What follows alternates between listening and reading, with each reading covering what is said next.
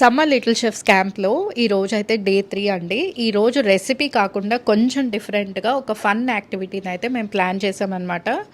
So with different ఫ్రూట్స్తో వాళ్ళకి different షేప్స్తో okay. So ఇలా స్క్యూయర్కి arrange చేసి అండ్ చాక్లెట్ డ్రిజిల్ చేయించామన్నమాట. సో ఇది కూడా విత్ అట్మోస్ట్ కేర్ మేమైతే వాళ్ళ దగ్గరికి వెళ్ళి వాళ్ళతో ప్రతి ఒక్కరితో చేయించాము. అండ్ ఏదో క్లమ్జీగా అయిపోయేటట్టు గుంపులుగా అయితే చేయించలేదు.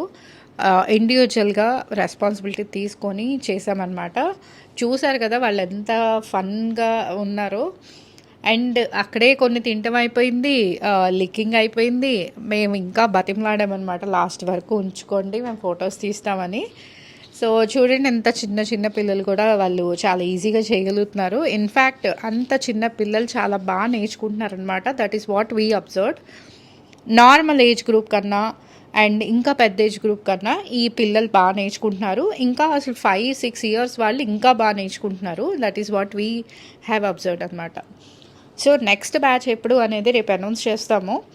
అండ్ ఈరోజు రీల్ అయితే లేట్ అయింది, రేపటిది ఇలా కాకుండా చూసుకుంటాం. మేము ఎగ్జిబిషన్లో స్టాల్ పెట్టాము, మీకు తెలుసు కదా. సో కొంచెం ఆ బిజీలో ఉన్నాం అనమాట. సో నెక్స్ట్ బ్యాచెస్కి ఎవరైతే ఎన్రోల్ చేసుకోవాలనుకుంటున్నారో మాకు జస్ట్ ఒక ఇన్ఫర్మేషన్ ఇచ్చేసేయండి. ఏప్రిల్లో కావాలా, మేలో కావాలా. Stay tune.